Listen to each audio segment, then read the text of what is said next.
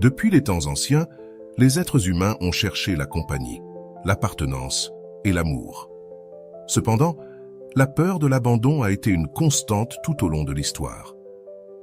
Dans les anciennes civilisations, les relations ne représentaient pas seulement une connexion émotionnelle, mais aussi une question de survie.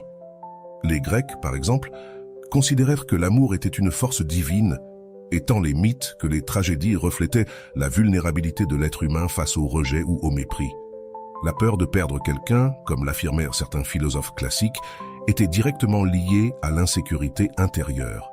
Aristote disait que l'homme craint plus de perdre ce qu'il ne croit pas mériter. Dans le calme d'une nuit sombre, sous le manteau d'étoiles, surgit cette réflexion qui pourrait sembler simple, mais qui renferme un océan de sagesse. Pour comprendre le véritable poids de ces mots, nous devons plonger dans la complexité des relations humaines et la valeur que nous attribuons à notre propre présence dans la vie des autres. Psychologiquement, cette peur a des racines profondes. Sigmund Freud, père de la psychanalyse, parlait des complexes d'abandon comme d'une expérience traumatique pouvant laisser des traces indélébiles dans l'inconscient. La peur de perdre quelqu'un que nous aimons nous pousse à rester dans des relations insatisfaisantes, accrochés à l'angoisse de nous retrouver seuls. Freud expliquait que l'être humain préfère la souffrance connue plutôt que le vide de l'abandon, une tendance qui nous conduit à des situations où, bien que nous ne soyons pas valorisés, nous restons par peur. Mais le sage nous rappelle que, paradoxalement, la véritable valeur dans les relations ne dépend pas seulement de combien nous aimons, mais de combien nous sommes aimés et valorisés en retour. Erich Fromm, dans son œuvre célèbre L'Art d'aimer, souligne que l'amour authentique n'est pas un acte de servitude, ni une lutte pour mériter l'affection de l'autre, mais une reconnaissance mutuelle. Aimer sans être aimé, écrivait Fromm, est une forme d'auto-aliénation où l'on perd sa propre identité pour essayer de s'ajuster aux attentes de l'autre. Lorsque le sage dit « N'aie pas peur de perdre celui qui ne se sent pas chanceux de t'avoir », il nous invite à une réflexion puissante. Il nous rappelle que notre valeur n'est pas déterminée par le regard des autres, mais par la façon dont nous nous voyons nous-mêmes. Ici entre en jeu l'importance de l'estime de soi, un concept approfondi par des psychologues comme Nathaniel Branden, qui affirmait que l'estime de soi n'est pas le résultat de l'approbation extérieure, mais de la reconnaissance interne de notre propre valeur. Dans cette métaphore de la perte, le sage ne parle pas seulement du départ physique, mais du vide émotionnel qui nous envahit lorsque nous restons dans une relation où nous ne sommes pas valorisés. Ce type de relation, selon les mots du thérapeute Wal Rizzo, génère une usure émotionnelle qui érode lentement notre dignité. L'amour qui n'est pas réciproque en dignité et en respect se transforme en chaîne qui, loin d'attacher l'autre, nous enchaîne à notre propre insatisfaction. Dans son œuvre L'Art d'aimer, Erich Fromm nous amène à une réflexion profonde sur la nature de l'amour authentique. Pour lui, aimer n'est pas un acte de soumission ni un sacrifice que l'on fait pour obtenir l'approbation de l'autre. Selon sa perspective, l'amour ne peut ni ne doit être vu comme une transaction où l'on donne en espérant recevoir quelque chose en retour. C'est plutôt une affirmation pleine de l'existence de l'autre, sans perdre le sens de soi-même. Lorsque Fromm dit que l'amour authentique est une reconnaissance mutuelle, il nous alerte sur un piège très courant dans les relations, la servitude émotionnelle. Ce piège nous amène à croire que, pour être digne de l'amour de quelqu'un, nous devons sacrifier notre identité, nos besoins et, parfois, notre dignité. Nous nous livrons complètement à l'idée de satisfaire l'autre, cherchant désespérément à être vu, apprécié, aimé. Mais ce que Fromm expose, c'est que ce type d'amour n'est pas de l'amour du tout, c'est une forme d'aliénation. Quand quelqu'un aime sans être aimé en retour, comme le disait Fromm, il perd une partie fondamentale de lui-même. Quelqu'un qui se donne sans réciprocité sacrifie en réalité son sens de l'identité dans un effort pour maintenir l'illusion d'une relation. On entre alors dans une dynamique où l'on donne et continue à donner, avec l'espoir qu'à un moment donné, ce sacrifice sera récompensé. Mais ce type d'amour est, comme le décrit Fromm, une auto-aliénation. Au lieu de se connecter pleinement et authentiquement à l'autre, la personne se déconnecte d'elle-même, transformant l'acte d'aimer en une forme de servitude émotionnelle. Cela nous rappelle que cette peur de l'abandon n'est rien d'autre qu'une illusion. Si quelqu'un ne t'évalue pas, si cette personne ne ressent pas ta présence dans sa vie comme un privilège, alors perdre cette personne n'est pas vraiment une perte, c'est en réalité une libération. C'est une occasion de te retrouver avec ta valeur, avec ta capacité à aimer, mais d'un point de vue sain, où l'amour est un acte de liberté et non de servitude. Cela parle de l'importance de reconnaître la valeur de l'autre sans perdre de vue notre propre valeur. Aimer, ce n'est pas s'annuler soi-même. Aimer, ce n'est pas attendre que l'autre nous donne de la valeur. Dans une relation saine, les deux individus se voient comme égaux, comme des êtres complets qui se complètent sans dépendre l'un de l'autre pour exister. L'amour, dans cette perspective, est une force qui enrichit les deux, mais qui ne demande pas la destruction de l'individualité.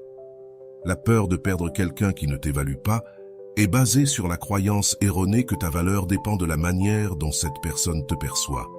Mais cela nous invite à défier cette croyance.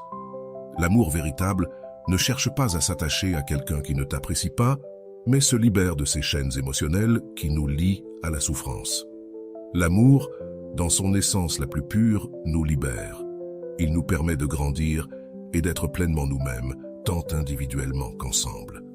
Dans ce sens, il est souligné que l'amour ne peut pas être une lutte pour être vu ou apprécié.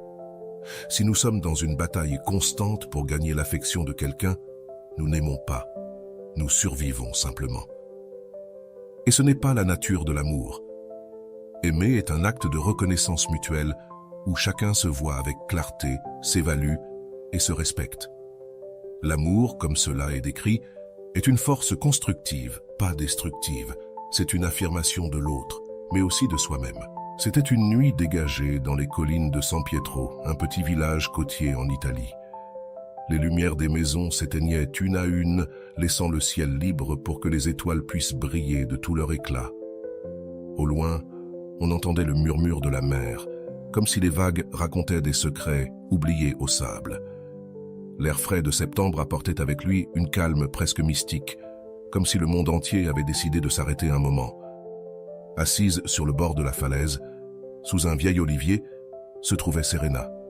Ses cheveux châtaigniers, longs et légèrement ondulés, flottaient dans le vent doux, et son regard était perdu à l'horizon, là où le ciel rencontrait la mer.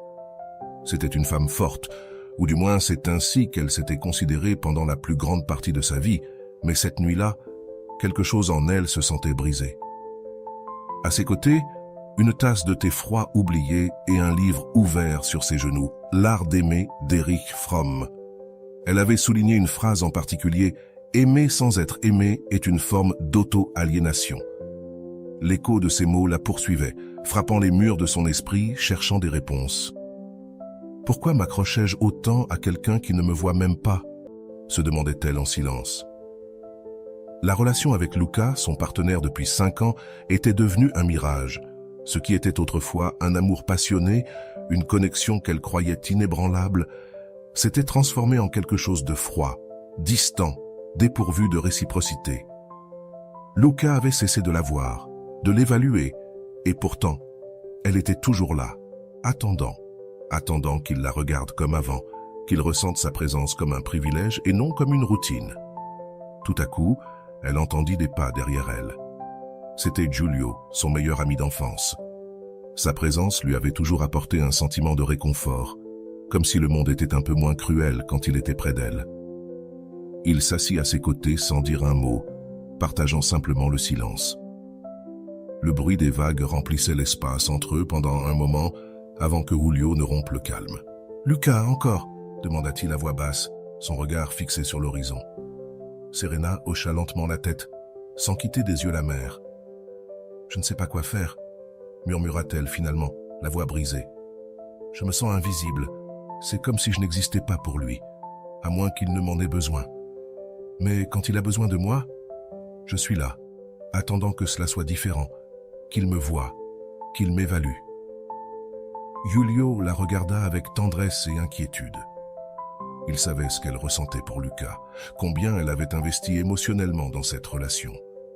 Mais il avait aussi vu comment peu à peu, Serena s'éteignait. Son sourire était moins fréquent, ses yeux ne brillaient plus comme avant. Il le disait clairement, aimer sans être aimé est une façon de se perdre soi-même. Tu es en train de le vivre, tu es en train de te perdre, mon ami. Elle avait pressé les lèvres, sentant une larme silencieuse rouler sur sa joue. Elle l'essuya rapidement, comme si elle ne voulait pas admettre sa vulnérabilité. « Mais comment puis-je cesser de l'aimer ?» demanda-t-elle, avec un mélange de désespoir et de tristesse. « Comment se sépare-t-on de quelqu'un qui a été tout pour nous ?» Giulio resta silencieux un moment, cherchant les mots justes. Finalement, il leva les yeux vers le ciel, vers les étoiles qui scintillaient au-dessus d'eux. « Ce n'est pas une question de cesser d'aimer, Serena. C'est une question de t'aimer davantage. » Il le disait aussi. Aimer n'est pas seulement donner, c'est aussi recevoir. Et si tu ne reçois pas, alors il est temps de lâcher prise. Lâcher prise ne signifie pas que tu cesses d'aimer, Lucas. Cela signifie que tu te libères d'une relation qui te détruit. Regarde-toi. Quand as-tu ressenti pour la dernière fois que tu étais chanceuse d'être toi-même? Serena ferma les yeux, ressentant le poids des mots de Giulio. C'était comme si, pour la première fois depuis longtemps, quelqu'un lui avait donné la permission de se libérer de ce poids invisible qu'elle portait sur ses épaules. La relation avec Lucas avait cessé d'être une source de bonheur et était devenue une chaîne qui l'attachait à sa propre douleur.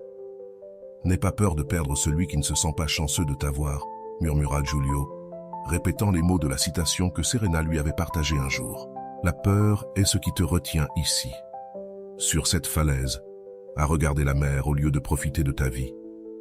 Si Lucas ne te voit pas, s'il ne ressent pas que tu es une bénédiction dans sa vie, alors tu n'as rien à perdre. » Les mots résonnèrent dans l'air, se mêlant au bruit des vagues.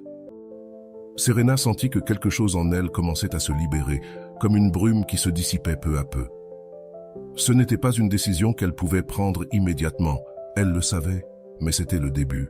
Le début de comprendre que l'amour ne devait pas être une bataille constante pour être vu ou valorisé. C'était quelque chose de plus profond, de plus respectueux, de plus vrai. Giulio se leva, lui donna une douce tape sur l'épaule et lui offrit un sourire chaleureux. « Prends ton temps, Serena, mais souviens-toi de ceci. Tu n'es pas moins en lâchant ce qui te fait mal, tu es plus parce que tu as le courage de le faire. » Serena le regarda s'éloigner alors que le bruit de ses pas disparaissait dans la distance. Elle regarda de nouveau le livre sur ses genoux, touchant les pages avec douceur, comme si les mots pouvaient lui donner la force dont elle avait besoin. « Aimer sans être aimé, c'est se perdre, » pensa-t-elle une fois de plus. La brise nocturne caressa son visage et, pour la première fois depuis des mois, Serena respira profondément, sentant que quelque chose en elle commençait à changer. L'aube arriva lentement sur San Pietro, peignant le ciel de teintes roses et dorées. Serena était restée sur la falaise toute la nuit, perdue dans ses pensées. Elle observa le soleil commencer à illuminer la mer, faisant briller les vagues comme si elles étaient pleines de vie. C'était une métaphore parfaite de ce qu'elle ressentait à ce moment-là. Une petite étincelle de clarté essayant de se frayer un chemin à travers la brume de ses émotions. Ce matin-là, Lucas n'était pas encore rentré à la maison. Cela faisait des semaines qu'il s'éloignait la nuit sans dire où il allait ni quand il reviendrait. Serena, dans son espoir éternel, avait choisi de ne pas poser de questions. Elle préférait éviter les confrontations. Mais le vide de son absence était devenu insupportable. Elle savait, au fond d'elle, que Lucas ne la voyait plus comme avant. Il n'y avait plus de mots doux, ni de regards complices. Seulement une routine froide et sans âme. En entrant dans sa maison, la lumière du matin baignait le petit salon. Tout était en ordre, comme toujours, mais il y avait une froideur dans l'air qui la fit frissonner. Elle laissa le livre de Giulio sur la table basse et se dirigea vers le grand miroir du hall. Elle se vit là, reflétée avec un visage fatigué, des yeux encore rouges d'une nuit sans sommeil et une expression qui lui paraissait presque étrangère. Elle avait perdu son éclat, elle avait perdu l'essence de qui elle était avant de commencer à disparaître de sa vie émotionnelle. À ce moment-là, le bruit de la porte qui s'ouvrait rompit le silence. Lucas entra, ses pas résonnant avec un écho étrange dans la maison. Il portait la même veste en cuir noir qu'il portait toujours, et ses cheveux sombres étaient en désordre, comme s'il avait passé la nuit dans un endroit qui n'était pas chez lui. Serena sentit un nœud dans l'estomac, un mélange de tristesse et de colère contenue. Mais quelque chose en elle, une petite étincelle née la nuit précédente aux côtés de Giulio, la maintenait ferme. Lucas traversa la salle sans dire un mot Et, en accrochant sa veste au porte-manteau, Serena décida que cette fois, elle n'allait pas rester silencieuse. « Où étais-tu » demanda-t-elle, avec un calme qu'elle ne ressentait pas vraiment, mais qu'elle avait appris à projeter au fil du temps. Lucas se tourna, surpris par la question, comme s'il ne comprenait pas pourquoi, tout à coup, elle exigeait une explication. Il plissa les yeux et, pendant un moment, la tension dans la pièce augmenta. « Dehors, avec des amis ?» répondit-il, évasif, minimisant la question. « C'est toujours la même réponse, » dit Serena, cette fois sans pouvoir cacher la frustration dans sa voix. « Mais il ne s'agit plus de savoir où tu es physiquement, Lucas, mais de savoir où tu es émotionnellement. Je ne sais pas où tu es allé, mais tu n'es plus ici. » Lucas fronça les sourcils, comme s'il ne comprenait pas le sens profond de ces mots ou qu'il s'en fichait tout simplement. « Tu exagères » dit Serena avec un léger sourire méprisant. « Ne sois pas mélodramatique. » Ce fut ce petit geste, ce sourire empreint de mépris, qui brisa quelque chose en Serena. Elle sentit l'étincelle en elle grandir, incendiant le calme qu'elle avait ressenti pendant si longtemps. C'était comme si, pour la première fois, elle voyait clairement. Ce n'était pas elle qui avait disparu dans cette relation, ce n'était pas elle qui avait échoué. Lucas avait cessé de la voir, avait cessé de l'apprécier, et elle, par peur de se retrouver seule, avait permis à sa propre estime de soi de s'évanouir. « Non, Lucas, je n'exagère pas, » répliqua-t-elle avec fermeté. « Ce que je fais, c'est voir les choses telles qu'elles sont, et ce que je vois, c'est que tu ne m'apprécies plus. Tu ne sens pas que je suis importante dans ta vie, et je ne peux plus vivre comme ça. » Un instant, Lucas la regarda comme s'il ne pouvait pas croire ce qu'il entendait. Son expression changea de la condescendance à la surprise, puis, pendant un bref moment, à quelque chose que Serena reconnut comme de l'insécurité. Lucas avait-il toujours pensé qu'elle ne l'affronterait jamais, qu'elle serait toujours là, peu importe la façon dont il la traitait? « Que dis-tu » demanda-t-il enfin, son ton plus bas, presque hésitant. Serena respira profondément, son cœur battant la chamade, mais sachant qu'il n'y avait plus de retour en arrière. Le livre de Franck était toujours sur la table, comme un rappel silencieux de la leçon qu'elle avait apprise.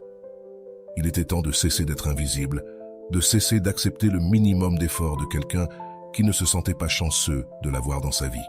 « Je dis que j'ai vécu dans la peur de te perdre, » dit-elle, ces mots plus clairs qu'elle ne l'avait prévu. « Mais maintenant, je comprends que cette peur est un mensonge, car perdre quelqu'un qui ne m'apprécie pas n'est pas une véritable perte.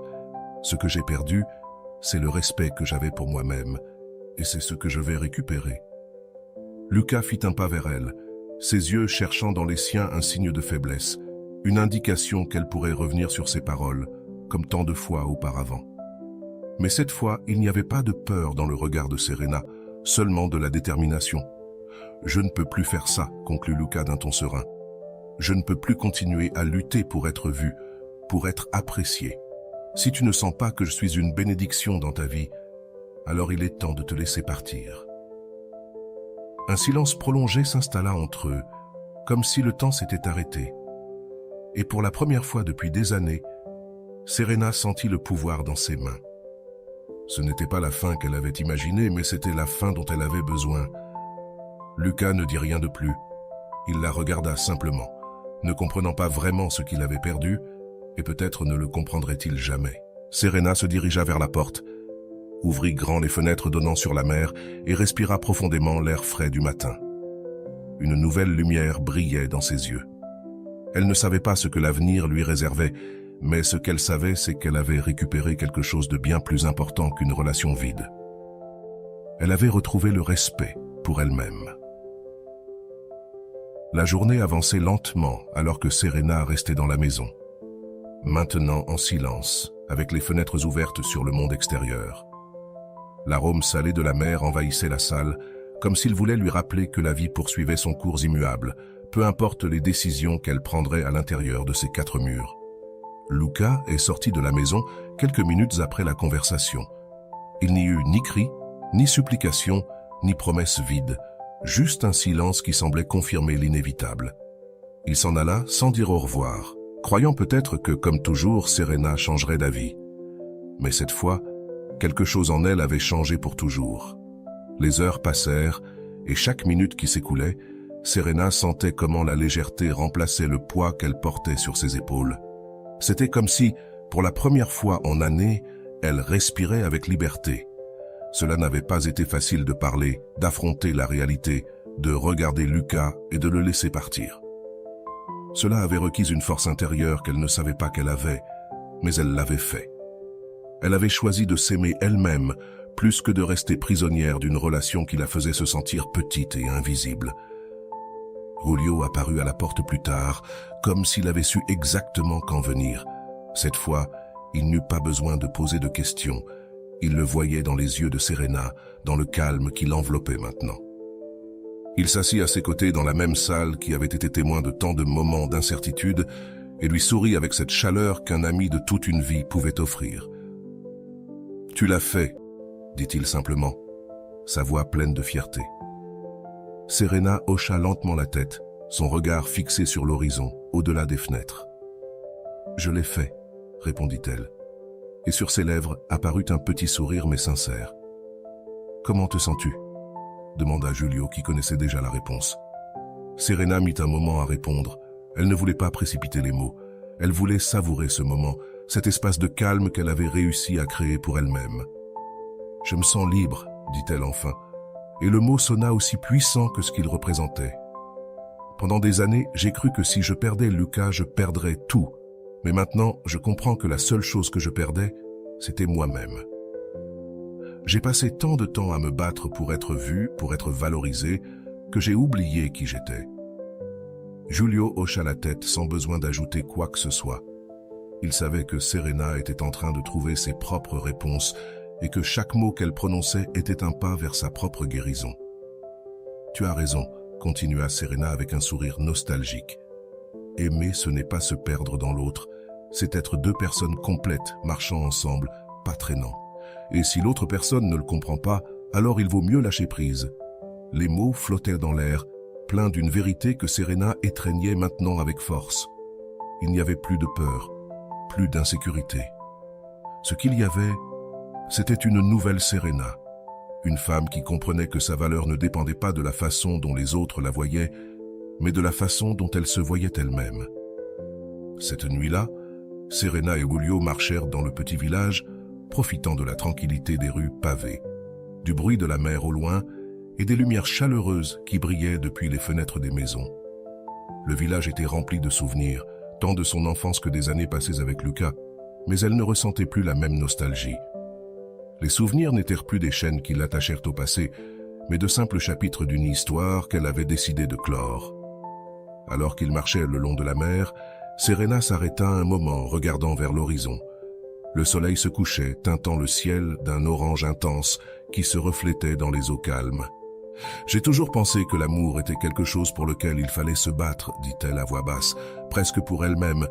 Mais maintenant, je comprends que l'amour ne doit pas être une bataille. Ce ne doit pas être quelque chose qui te fait te sentir moins, mais quelque chose qui te fait te sentir plus.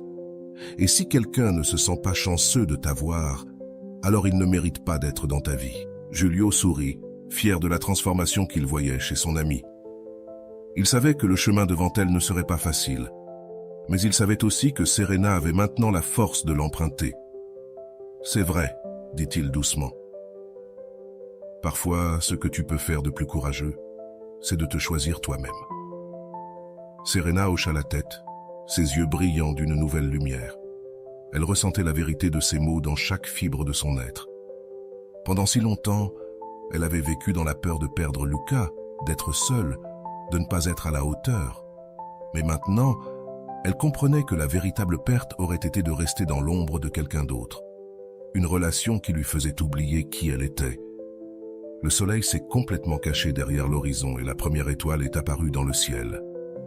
Serena ferma les yeux un instant, respirant profondément, ressentant la paix qui remplissait désormais sa poitrine. « Je suis prête à recommencer », dit-elle finalement avec un sourire aux lèvres. Julio la regarda et acquiesça, sachant que ces mots étaient vrais. Ainsi, avec la brise marine caressant son visage et les étoiles illuminant le chemin, Serena commença son nouveau chapitre. Un chapitre où la peur n'aurait pas sa place et où l'amour, le véritable amour, commencerait par elle-même. L'histoire de Serena est un reflet clair de ce que Erich Fromm proposait dans son œuvre « L'art d'aimer ». Le véritable amour n'implique pas la perte de soi, mais la reconnaissance et le respect mutuel. Dans le cas de Serena, elle a vécu une réalité que beaucoup rencontrent dans leurs relations. Aimer par besoin, par peur de perdre l'autre, alors qu'en réalité, ce qui était en jeu était sa propre valeur. Le sage conseil, n'aie pas peur de perdre celui qui ne se sent pas chanceux de t'avoir, prend un nouveau sens lorsque l'on voit comment Serena se libère de l'emprise émotionnelle dans laquelle elle avait été plongée. Au cours de cette réflexion, nous avons exploré le piège de la servitude émotionnelle, où nous donnons et donnons, en espérant être reconnus, vus, valorisés. Mais, comme le rappelle Fromm, lorsque nous donnons sans recevoir de respect ou de réciprocité, ce que nous faisons réellement, c'est nous aliéner, perdant notre identité dans le processus. Serena, tout comme de nombreuses personnes prises dans des relations insatisfaisantes, s'est retrouvée à lutter pour être vue. Mais ce n'est que lorsqu'elle décida de s'aimer elle-même, lorsqu'elle cessa de craindre la solitude et embrassa sa propre valeur, qu'elle commença vraiment à guérir. Cette histoire, bien que fictive, est une métaphore des dynamiques que nous vivons souvent dans l'amour. Fromm décrit l'amour véritable comme une force constructive, une connexion entre deux personnes complètes où chacune se respecte et s'apprécie. Cependant, lorsque ce respect n'est pas présent, la peur de l'abandon peut nous aveugler, nous conduisant à maintenir des relations qui nous drainent émotionnellement. Serena, dans son cheminement d'autodécouverte, apprit que lâcher prise avec quelqu'un qui ne la valorisait pas n'était pas une perte, mais un gain pour sa propre estime de soi. La peur de perdre quelqu'un qui ne se sent pas chanceux de nous avoir est une illusion qui nous empêche d'avancer. Serena l'a vécu dans sa propre chair. Elle est restée liée à Luca par peur, mais au moment où elle comprit que sa propre valeur ne dépendait pas de lui, elle se libéra. Et voici la clé de cette réflexion. L'amour de soi est le principe de toute relation saine. Si nous ne nous valorisons pas, si nous ne nous sentons pas dignes de respect et d'appréciation, comment pouvons-nous espérer que les autres le fassent? Lâcher prise n'est pas facile. Cela implique de faire face à nos peurs les plus profondes, de laisser aller ce que nous croyons nécessaire à notre bonheur et d'apprendre à faire confiance à ce dont nous avons réellement besoin, notre propre dignité et notre paix intérieure. Lorsque Serena choisit de lâcher prise avec Luca, elle ne récupéra pas seulement son identité, mais elle ouvrit également la porte à de nouvelles opportunités, à de nouvelles relations où elle pourrait être pleinement valorisée. C'est un puissant rappel pour nous tous. La question qui se pose maintenant est la suivante. Sommes-nous prêts à lâcher ce qui nous fait du mal, à libérer les relations qui ne nous valorisent pas pour nous retrouver nous-mêmes? Ou allons-nous continuer à nous accrocher à la peur, croyant que notre bonheur dépend de ceux qui ne peuvent pas voir notre véritable valeur? Je t'invite à réfléchir à cette histoire. Si un jour tu t'es senti comme Serena, invisible ou non valorisée, partage tes pensées dans les commentaires. Qu'as-tu appris sur l'amour de soi? Comment penses-tu que lâcher quelqu'un qui ne te valorise pas peut changer ta vie? Laisse ton commentaire. J'aimerais lire ta réflexion et voir comment cette histoire résonne en toi. Souviens-toi que le premier pas vers le véritable amour commence par s'aimer.